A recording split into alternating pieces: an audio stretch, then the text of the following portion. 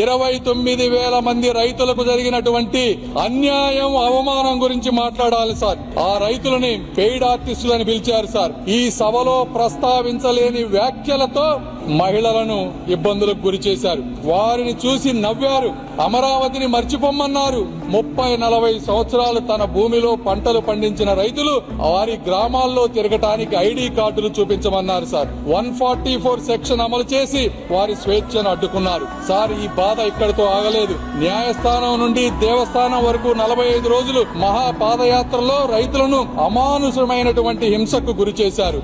మేకులతో ఉన్నటువంటి లాఠీలతో వారిని కొట్టారు సార్. గర్భిణీ మహిళలపై బూట్ల కాళ్లతో తన్నారు. ఆఖరికి మహిళా దినోత్సవం రోజున ఆలయానికి వెళ్లినటువంటి మహిళలపై కూడా దాడి చేశారు సార్. వారి భోజనంలో ఇసుక వేశారు. అయినా కూడా వారు ఎక్కడా కూడా వెనకడుగు వేయలేదు. రోడ్లను శుభ్రం చేసి వీధుల్లోనే భోజనం చేశారు సార్. ఆఖరికి ప్రశ్నించిన మీడియాని కూడా వారిపై కేసులు పెట్టారు. ఇది సార్, ఇది 1631 రోజులు జరిగినటువంటి అమరావతి వ్యధ కథ అని ఈ సభాముఖంగా తెలియజేసుకుంటున్నాను సార్.